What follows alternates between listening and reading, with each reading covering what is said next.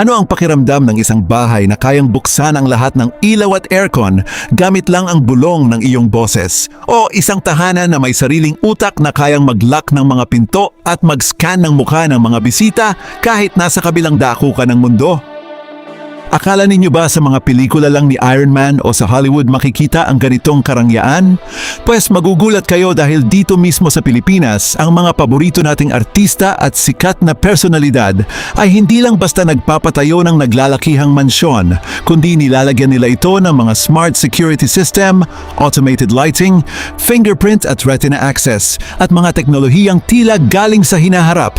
Pero ang pinaka nakakagulat, may isang bahay sa listahang ito na halos buong pasilidad ay kontrolado mo gamit lang ang iyong cellphone mula sa kurtina hanggang sa tubig sa pool. Kaya siguraduhin panoorin ang video na ito hanggang dulo dahil habang papalapit tayo sa ating number 1, mas lalo ninyong makikita kung paano binago ng modernong teknolohiya ang kahulugan ng salitang dream house.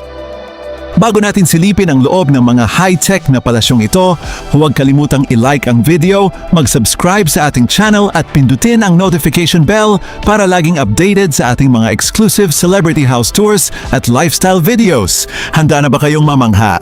Simulan na natin ang ating countdown. Simulan natin ang ating listahan sa number 10, Ann Curtis. Si Ann ay kilala sa kanyang pino, elegante at minimalistang panlasa.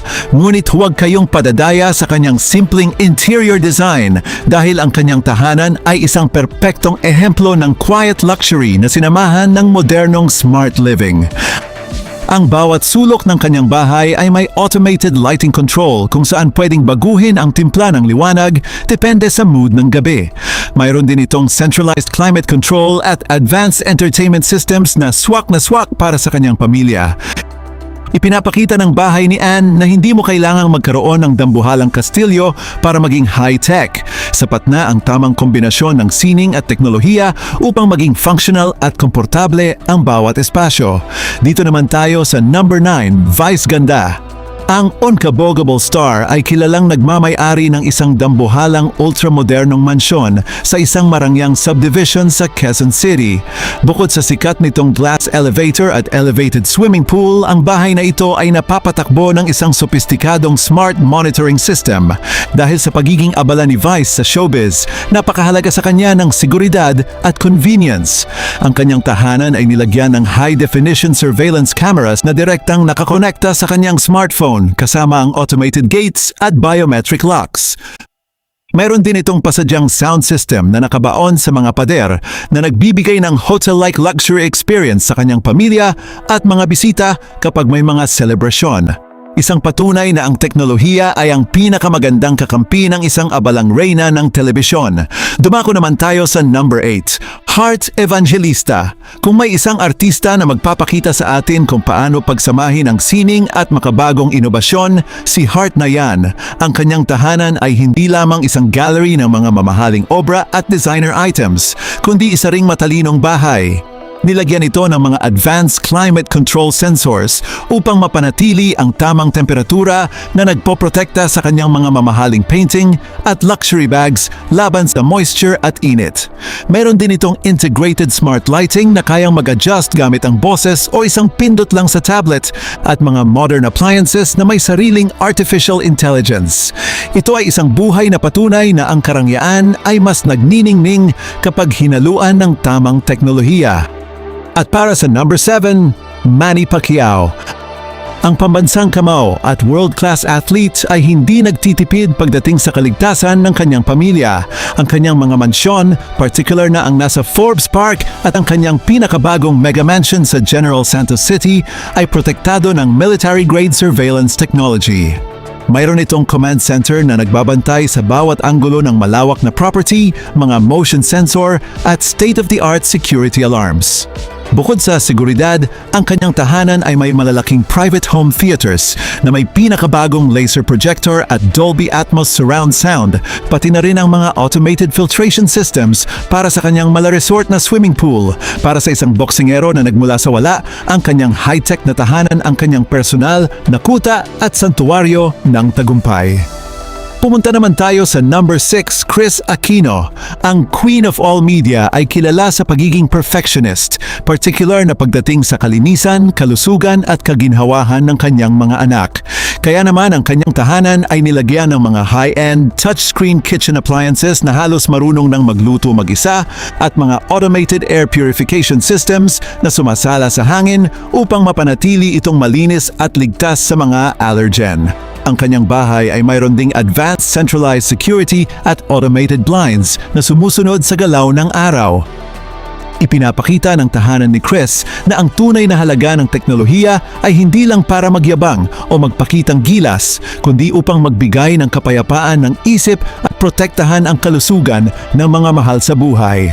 Kasunod nito sa number 5, Judy Ann Santos at Ryan Agoncillo. Ang tahanan ng kapitapitagang power couple na ito ay ang perpektong definisyon ng isang smart family home. Dinisenyo ang kanilang bahay upang maging matipid sa enerhiya at madaling manatili para sa isang malaking pamilya. Tampok dito ang mga eco-friendly smart features tulad ng automated solar panel systems na nagpapatakbo sa kuryente ng bahay at mga smart kitchen equipment na paboritong gamitin ni Juday sa kanyang pagluluto. Mayroon ding smart entertainment hubs kung saan ang kanilang mga anak ay pwedeng mag-aral o mag-relax gamit ang bawat konektadong gadget. Pinatutunayan ni Judy Ann at Ryan na ang high-tech na bahay ay hindi kailangang maging malamig o mukhang opisina. Pwede itong maging napakainit at punong-puno ng pagmamahal ng isang pamilya. Pumasok na tayo sa top 4. Sa number 4 ay ang nag-iisang Small Laude. Bilang isang tanyag na socialite at pinakamatagumpay na content creator ngayon, ang kanyang tahanan ay madalas nating makita sa kanyang mga vlog. Ngunit bukod sa naglalakihang mga chandelier at mamahaling muebles, ang mansyon ni Small ay siksik sa modernong automation. Mayroon itong centralized touch panel system kung saan kontrolado ang lahat ng ilaw, musika at fountain sa labas ng bahay. Ang kanyang walk-in closet at mga personal na silid ay protektado ng biometric at fingerprint scanners upang matiyak na ligtas ang kanyang mga koleksyon. Ang bawat sulok ay pinag-isipan upang magbigay ng maximum convenience, kung saan ang teknolohiya ay nagsisilbing sikretong katulong para sa isang marangyang pamumuhay.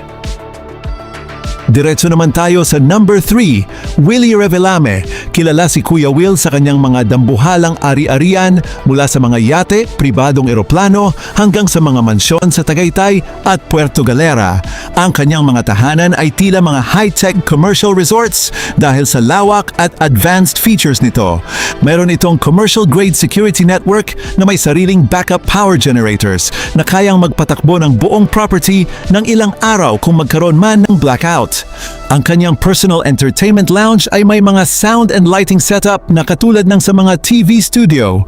Para kay Willie, ang pamumuhunan sa teknolohiya ay pamumuhunan sa kanyang kaligtasan at kabuuang kapanatagan ng loob pagkatapos ng maraming taon ng pagbibigay ng saya sa mga Pilipino. At sa number 2, Richard Gomez at Lucy Torres. Ang kanilang tahanan sa Ormoc at Maynila ay isang obra maestra na nagpapakita ng perpektong balanse ng klasikong arkitektura at makabagong pamumuhay. Ang kanilang bahay ay gumagamit ng smart climate control at automated ventilation upang samantalahin ang sariwang hangin at natural na liwanag na nagpapababa sa konsumo ng kuryente. Mayroon din silang mga integrated security system na tahimik ngunit mabisang nagbabantay sa buong paligid. Ang kahanga-hanga kina Richard at Lucy ay ang kanilang disiplina. Hindi sila naglalagay ng teknolohiya para lang sa karangyaan. Bawat gadget at automated system ay may tiyak na layunin upang mapadali ang kanilang araw-araw na tungkulin bilang mga public servants. At sa wakas, ang number 1 sa ating listahan, ang Pamilya Villar. Bagamat sila ay kilala bilang mga pinakamayayamang negosyante at public figures sa bansa, ang kanilang mga modernong residensya ang nagtatakda ng pinakamataas na pamantayan ng luxury at technology sa Pilipinas.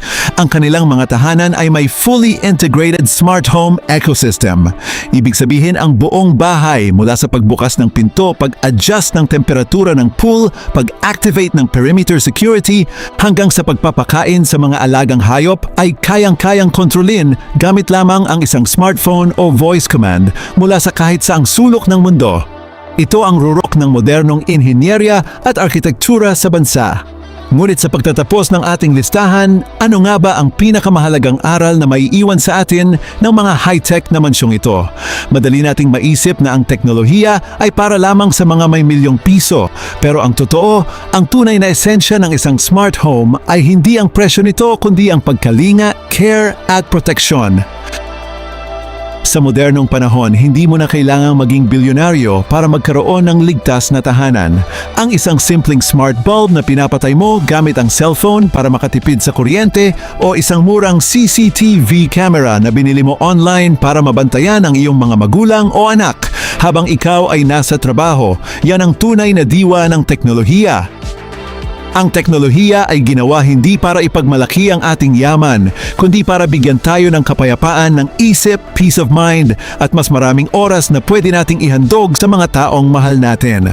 Dahil sa huli, ang pinakamagandang koneksyon sa loob ng isang bahay ay hindi ang mabilis na Wi-Fi, kundi ang koneksyon ng bawat miyembro ng pamilya na nagmamahalan.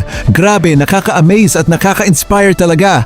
Ang sarap mangarap na balang araw ang sarili naman nating mga bahay ang magiging ganito ka-high-tech, di ba?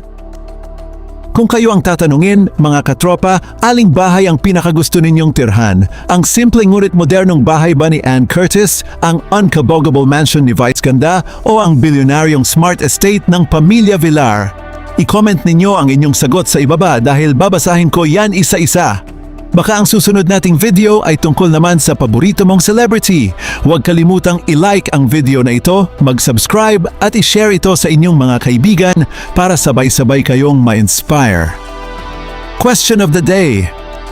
Kung bibigyan kayo ngayon ng sapat na budget para sa isang smart home feature, ano ang una ninyong ilalagay sa inyong bahay?